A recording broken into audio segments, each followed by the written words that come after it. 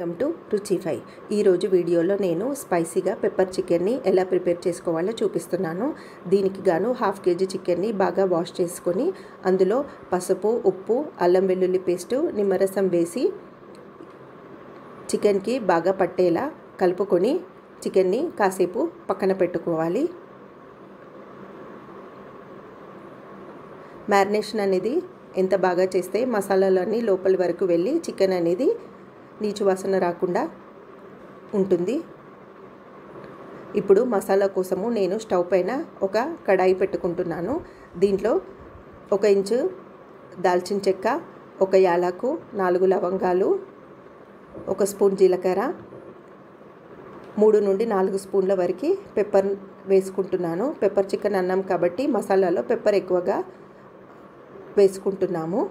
అలాగే 1 లేదా 2 స్పూన్ల వరకు ధనియాలను కూడా వేసుకొని స్టవ్ సిమ్లో పెట్టుకొని మసాలా దినుసులన్నీ 1 నిమిషం పాటు బాగా వేయించుకొని పూర్తిగా చల్లారిన తర్వాత మిక్సీలో వేసుకొని పొడి చేసి పెట్టుకోవాలి. చికెన్కి రుచి అనేది పూర్తిగా ఈ మసాలాతోనే వస్తుంది. పెప్పర్ చికెన్కి ఈ మసాలా వాడడం వలన స్పైసీగా తినడానికి చాలా రుచికరంగా ఉంటుంది. ఇప్పుడు కర్రీ కోసము స్టవ్ పైన కడాయి పెట్టుకొని 3 స్పూన్ల వరకు ఆయిల్ వేసుకొని 1 స్పూన్ జీలకర్ర, 3 మీడియం సైజు వెల్లుల్లి ముక్కలను కూడా వేసుకొని కలుపుతూ బాగా ఫ్రై చేసుకోవాలి.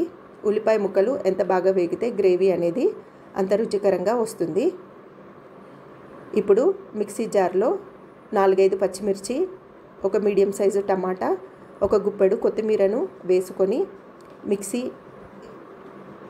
మిక్సీ పట్టుకొని టమాటా పేస్ట్ అనేది రెడీ చేసుకోవాలి.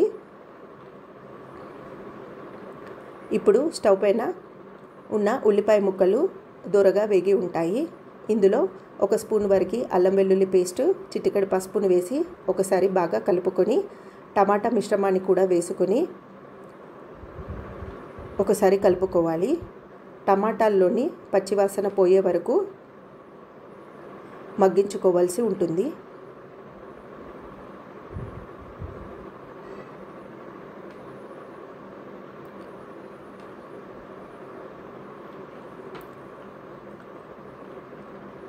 ఇక్కడ టమాటా మిశ్రమం కూడా వేసుకొని బాగా కలుపుకొని మగ్గించుకోండి.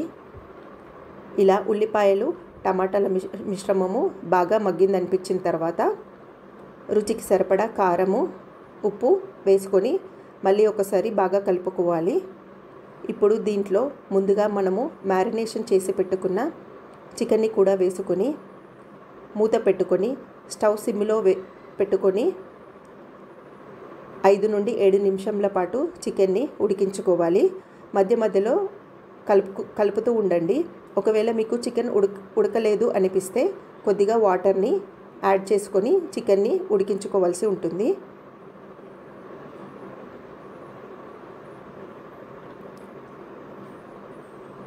సుమారు 6 నిమిషంల తర్వాత మూత తీసి చూస్తే నాకు చికెన్ అనేది ఇలా ఉడుకుతూ కనిపించింది.